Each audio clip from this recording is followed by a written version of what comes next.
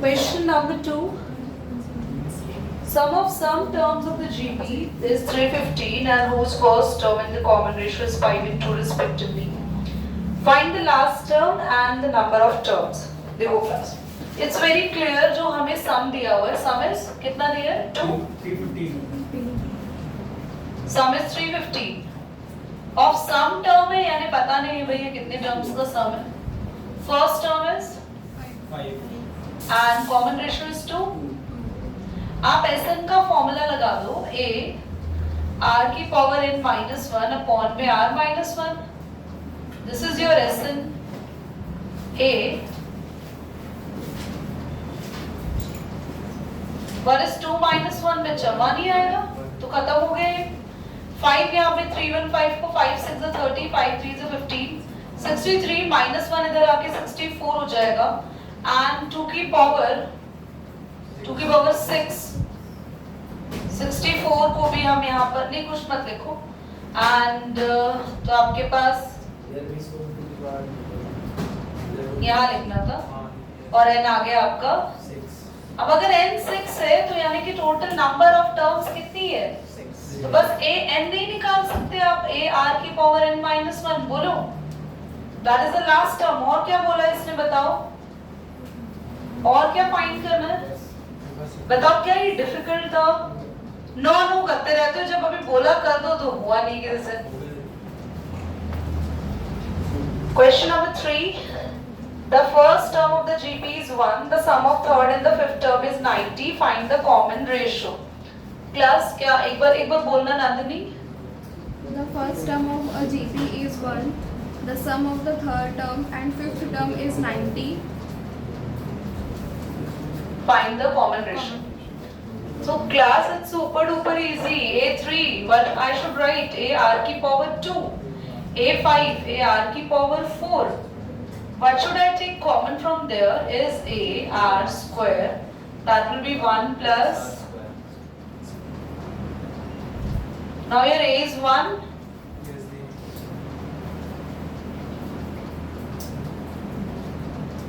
तो आप लोग यहाँ पे लिख सकते हो या r को कॉमन मत लो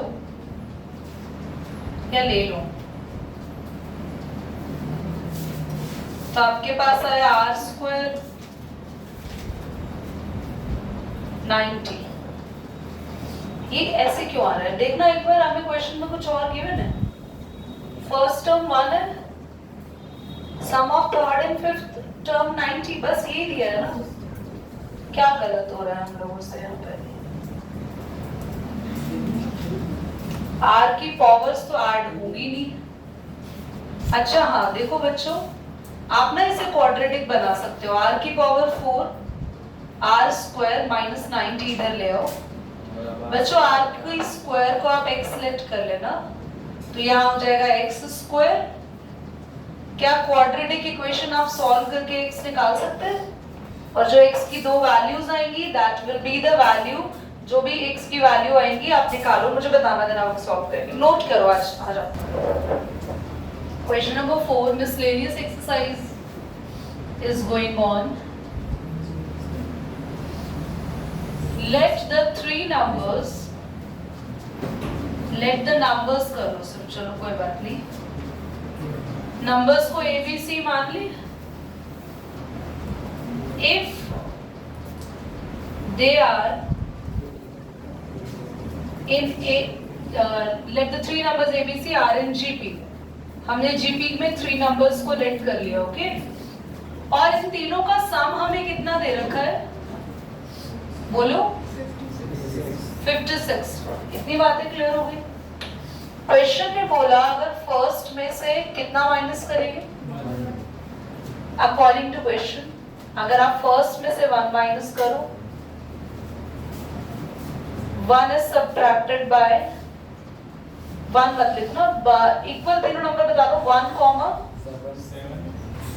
21 is subtracted by above numbers, so they are in AP. तो पहले हम माइनस कर देते हैं।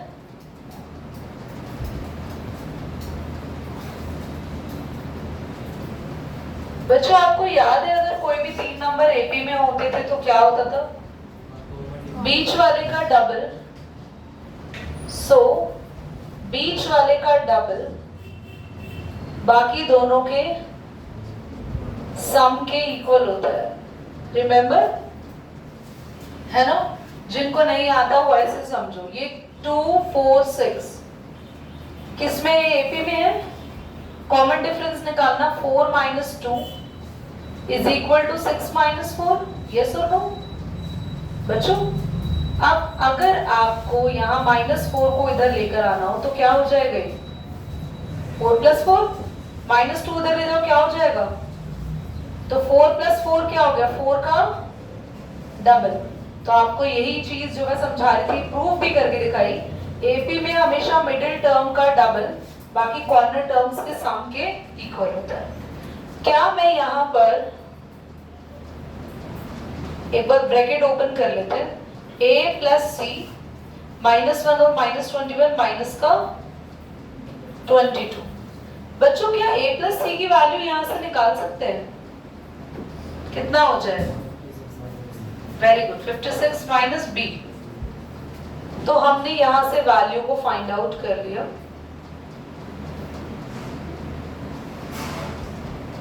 तो b माइनस का 47 उधर भेज दो और -b यहां से ले आओ प्लस b। 56 माइनस 22 और ये जो 7 2 14 आएगा ये यहाँ के प्लस हो जाएगा, माइनस का है ना उधर आके प्लस। यहाँ तक कोई भी डाउट है तो बताओ। ऐड कर लेंगे 6 and 4 कितना 10, 5 और 1 6 और 1 17 माइनस 22, ठीक है। एंड 3b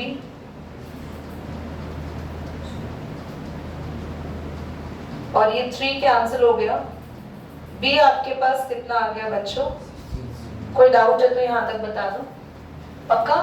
चलो, पहले क्वेश्चन ने शुरुआत में क्या बोला था? Therefore a, b, c are in GP। अब मैंने GP में भी एक बात बताई थी, अगर 3 टर्म GP में हो तो बीच वाली टर्म का स्क्वायर बाकी दोनों के प्रोडक्ट के इक्वल होता है। रिमेंबर?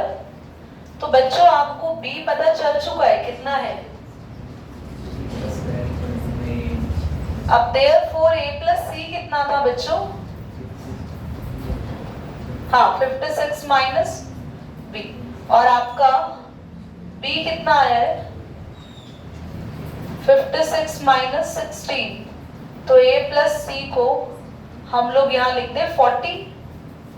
बोलो, तो a इंटू c में हम a की वैल्यू निकाल लें यहाँ से, तो क्या आएगी? c 40 माइनस, है ना?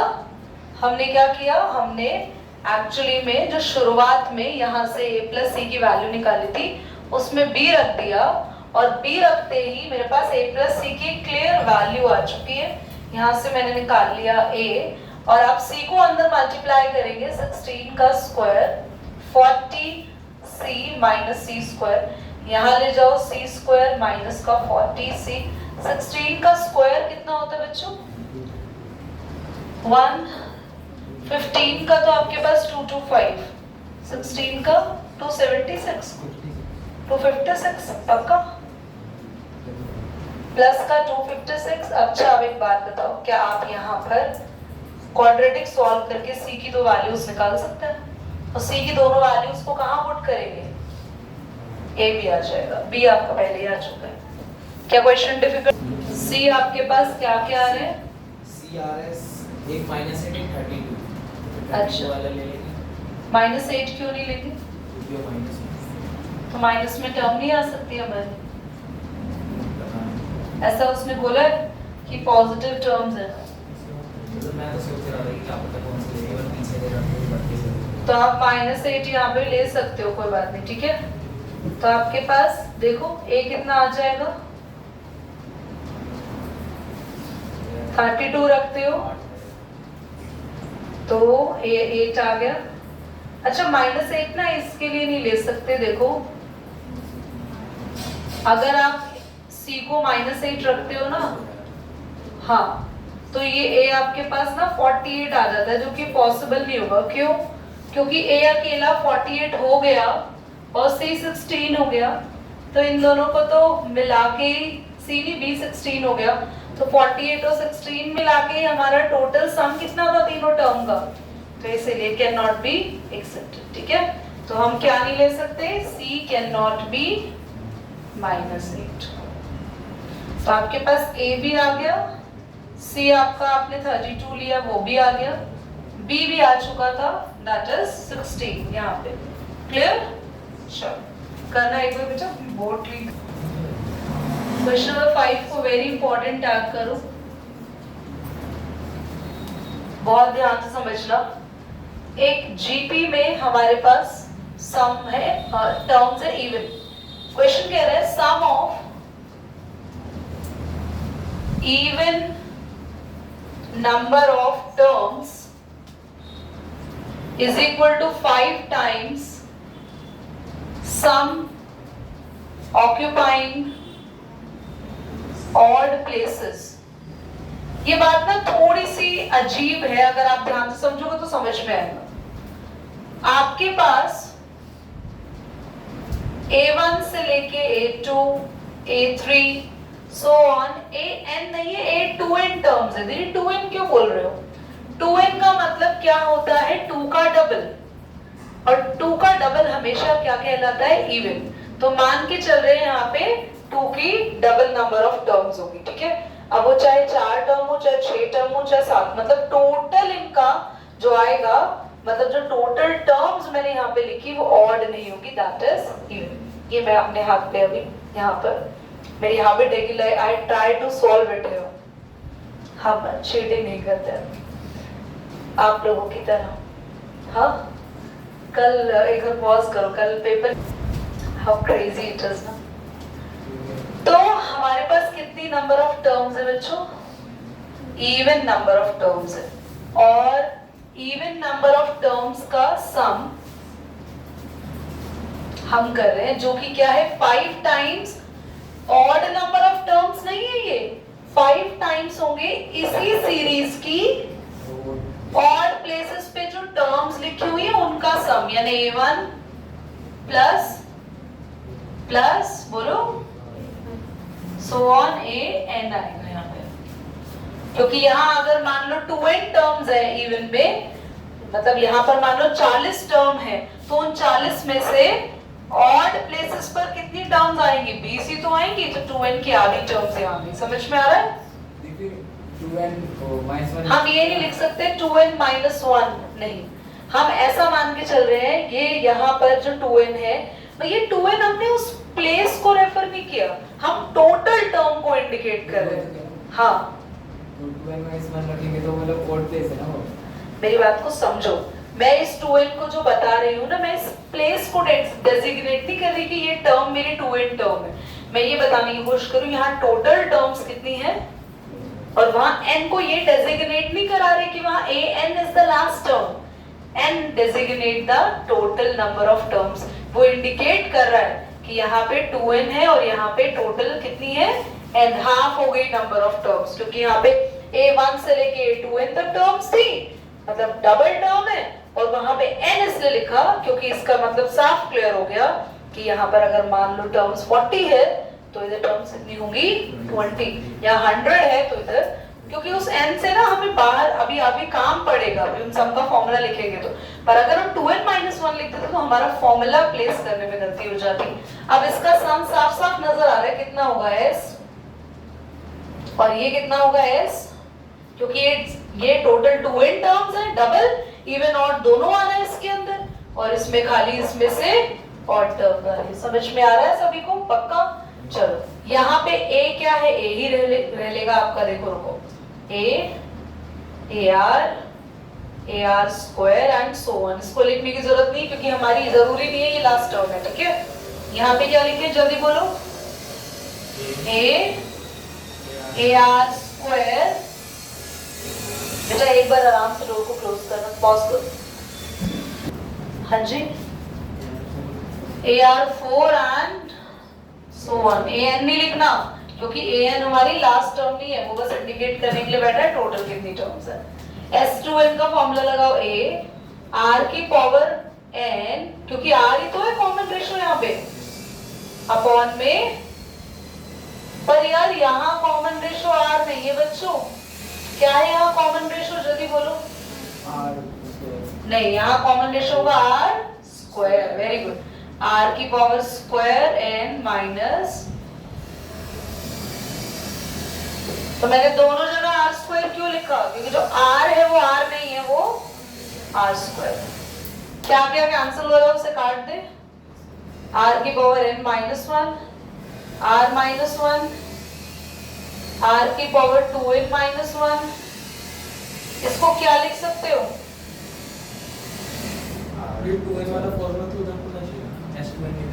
यहाँ कितने अच्छे बच्चे हैं, देख रहे हो आप मेरे, कितने प्यारे बच्चे हैं। ये r की पावर n का मतलब क्या होता है, ये तो फॉर्मूला में ही होता है ना n, कितनी नंबर ऑफ टर्म्स है। हाँ, s2n का मतलब यहाँ पे, ये फिर से बोल रही हूँ, ये n किस चीज को इंडिकेट कर रहा है। हाँ, ओ ये बात सही बोला, देखो मेरा दिमाग, थैंक यू बेटा, ठीक है। हाँ हाँ, वो n को 2n ही लिखना चाहिए था, it's okay. Now which is cancel out here, बताओ। ये क्रॉस मल्टीप्लाई करेंगे इधर आ जाएगा, and now your r is 4।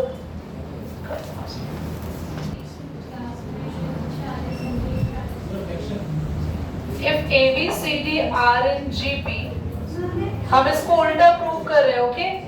हमारे को जो गिवन है हम उसको प्रूव करेंगे, और जो प्रूव करना था उसको गिवन मिलेगा। तो एक ही बात है, इक्वल है। हम इफ ना करके लेट करेंगे, late A B C D R N, तो A आपका A हो जाएगा, B क्या होगा, C, D बोलो जल्दी, ARQ। तो सारी की सारी वैल्यूज हम लोगों को यहाँ पर मिल गई है। अब जो हमें प्रूव करना है वहां पे जाते हैं। We need to prove, we need to prove, बोलो, a plus bx, a plus bx, a minus bx, c plus dx, D plus CX. b plus cx upon b minus c plus अब आएगा वो c plus dx। तो तीनों को equal कैसे prove करेंगे, देखो a को a ही लिखना है, b हो गया यार,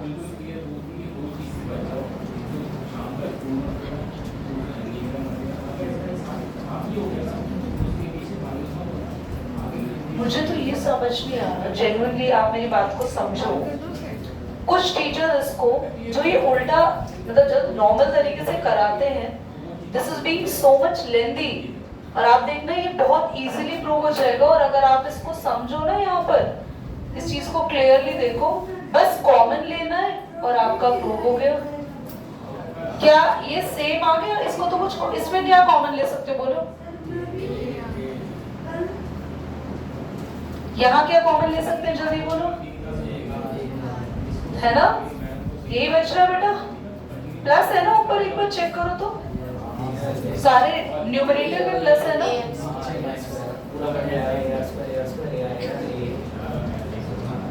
बताओ बच्चा, ये तो कुछ क्वेश्चन था, ये बताओ।